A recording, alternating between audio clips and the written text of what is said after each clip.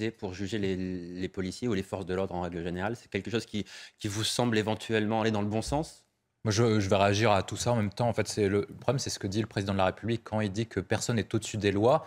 Et en même temps, il doit aussi dire que personne n'est en dessous des lois. Et on a l'impression trop souvent que les policiers sont considérés comme des sous-citoyens. Et la difficulté de celle-ci, c'est, je vais reprendre les conditions des motifs de détention provisoire. Il y en a 7 motifs de détention provisoire. Et on a l'impression que les policiers bénéficient d'une justice d'exception, mais contre eux, à charge. Et c'est ça le véritable problème qui date depuis l'affaire Nel. Pardonnez-moi, mais qu'est-ce qui vous permet de dire ça? Non, c'est mon avis. Mais qu'est-ce qui vous permet de le dire? Qu'est-ce qui vous permet d'avoir cet avis-là? C'est ça que je voudrais comprendre. Déjà, je suis juriste, donc j'ai une formation en droit. Et en plus, par rapport aux différents cas que moi j'ai étudiés, et ben moi, mon avis, c'est que les policiers bénéficient d'une juridiction à charge. Et je vais expliquer pourquoi. Tout simplement, parce que pour reprendre l'explication de Jean-Christophe Covy, les juges sont des juges de droit commun, donc des juges pénaux en général. Quand ils jugent un policier, ils le jugent comme s'il y avait des circonstances aggravantes du fait qu'il soit policier, du fait de sa charge. C'est la loi qui le dit, ça. Oui, aussi, mais du fait c'est la loi qui dit que qu'il quand soit les sa violences charge sont commises par une personne dépositaire de l'autorité publique, et les faits sont plus graves. Tout à fait.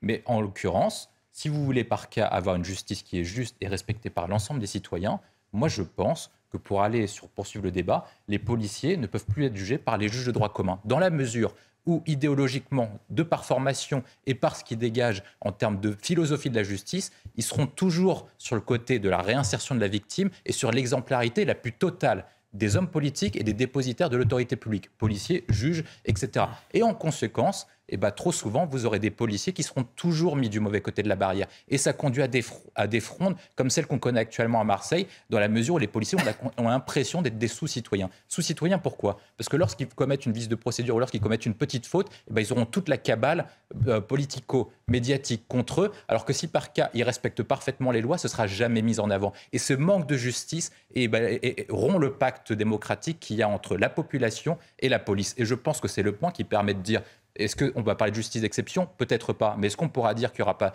des procureurs spécialisés et des juges spécialisés qui connaîtront davantage les affaires et comprendront davantage la psychologie des policiers? Ça permettra, je pense, d'aller dans un meilleur sens, de juger les policiers qui seront responsables de méfaits, mais en même temps de comprendre lorsque les policiers seront parfaitement dans leurs droits et les libérer si par cas ils n'ont commis aucune faute.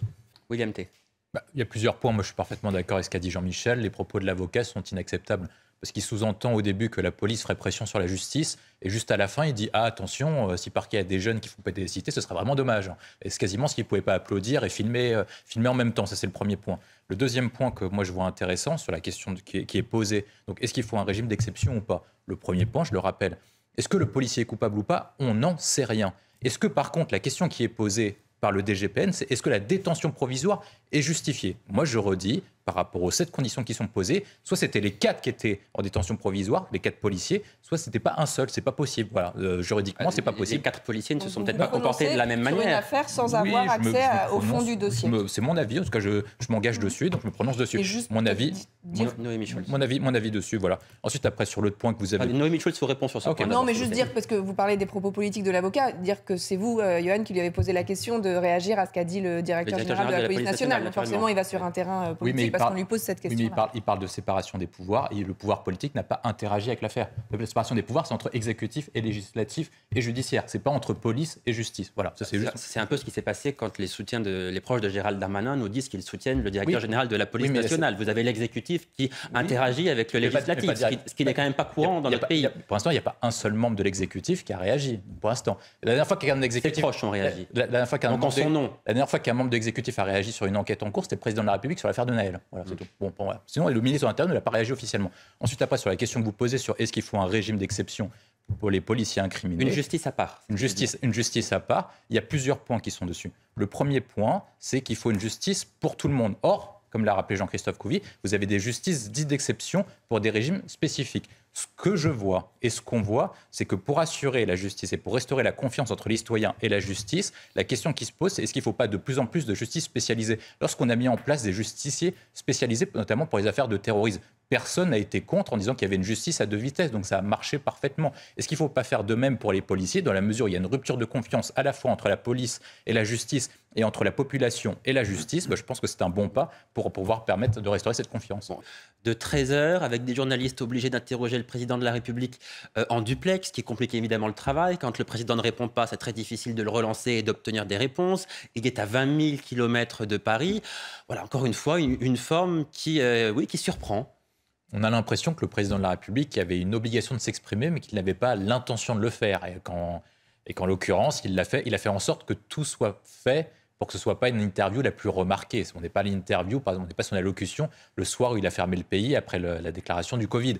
Donc on est clairement sur une tentative où il devait s'expliquer parce qu'il avait promis de s'expliquer à l'issue de ces 100 jours et qu'ensuite, après, sur l'ensemble des points qui ont été formulés, les 100 jours, les émeutes sur les polices, etc., il donne quelques points, mais malgré tout, il reste sur sa ligne tout en ne prenant pas d'avance et il ne s'avance pas outrageusement sur les différents points. Donc moi, mon avis, c'est que sur sa ligne, il s'était dit je dois m'exprimer, je vais faire plaisir à tous ceux qui m'emmerdent et m'obligent à m'exprimer, mais malheureusement, je vais leur donner un minima, comme ça ils seront un peu contents et ils vont me laisser tranquille dans ce voyage à Nouméa.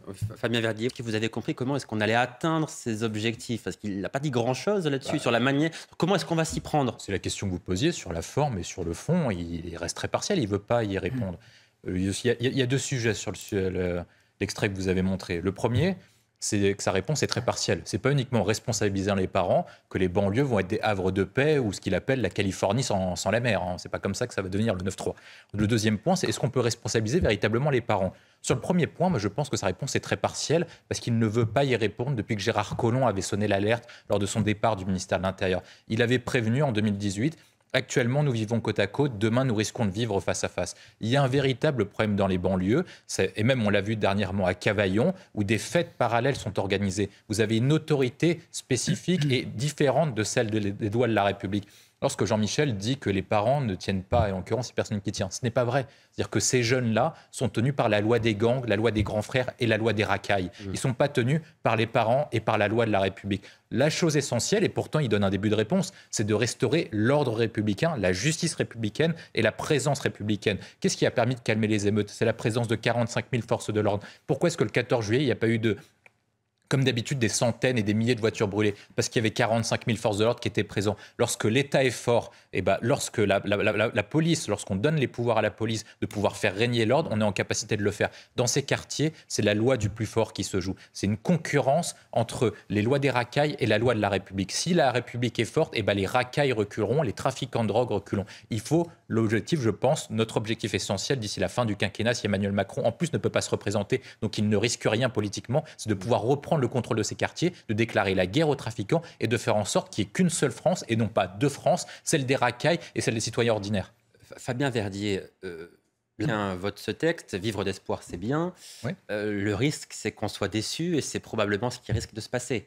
Lui, nous et l'ensemble des Français, parce que lorsqu'il dit reprendre le contrôle, le problème c'est quel texte il veut appliquer. Est-ce que c'est le sien ou est-ce que c'est celui des Républicains? Manifestement c'est le sien. Manifestement c'est le sien. Et quand on regarde le sien ne permet pas en fait de reprendre le contrôle pour simplement 3 raisons précises. Il ne fixe pas de stratégie de politique migratoire, il ne permet pas une meilleure coordination européenne et il ne règle rien sur la question de l'expulsion et l'acquisition de la nationalité. Je vais expliquer pourquoi.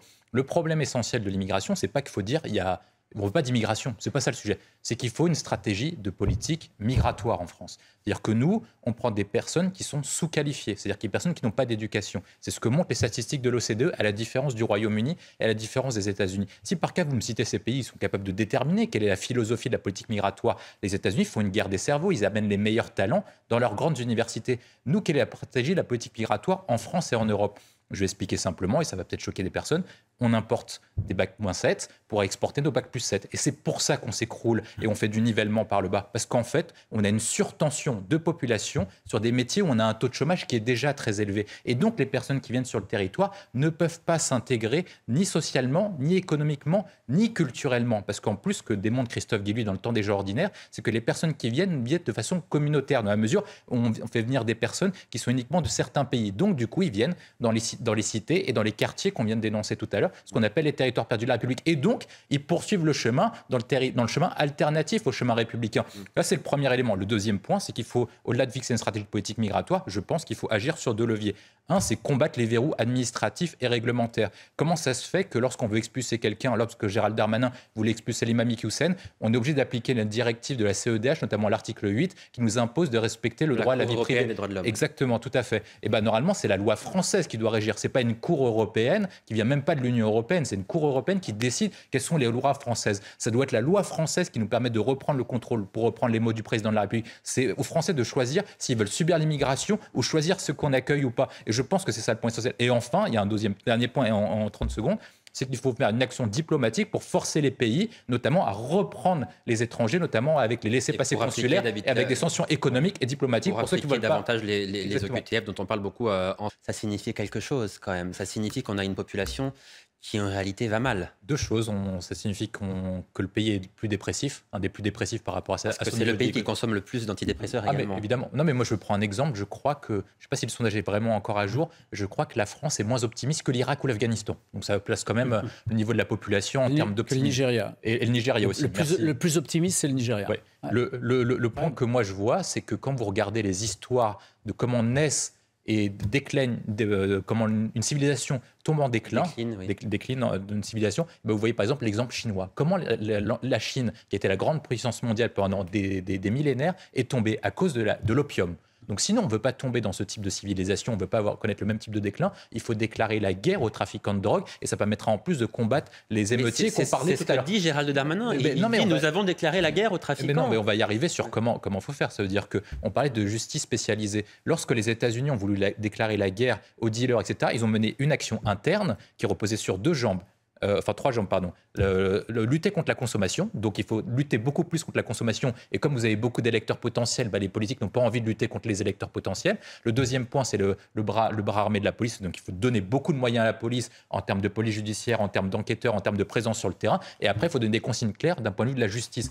Si par cas vous n'avez pas une politique pénale claire en disant il faut coffrer tous les types et les foutre en prison et avoir des places de prison nécessaires, vous n'y arrivez pas. Et ensuite, après, il y a une action extérieure. C'est-à-dire que est-ce que la France est capable de pouvoir se fâcher avec certains pays en disant si par cas le Maroc ou certains pays producteurs vous continuez à laisser faire les trafiquants de drogue et à continuer à être livrés en France et en Europe, vous n'aurez plus accès au marché intérieur de l'Union européenne. Et dans ce cas-là, peut-être qu'ils réfléchiront à deux fois avant de laisser les trafiquants faire ce qu'ils veulent. Le mot de la fin rapidement pour Jean-Michel Fauvergue. Moi, ce qui me semble être la chose la plus importante, c'est qu'il ne faut pas considérer la lutte de la drogue comme un moyen politique, et il faut un consensus politique pour travailler sur la drogue, sinon on ne s'en sortira pas. Et vous avez l'impression que ce consensus, on peut y parvenir ? Oui, on peut y parvenir. Pour l'instant, on ne l'a pas. Et pour l'instant, on ne l'a pas. Pour l'instant, non, la NUPES et la gauche ne veulent pas. Oui.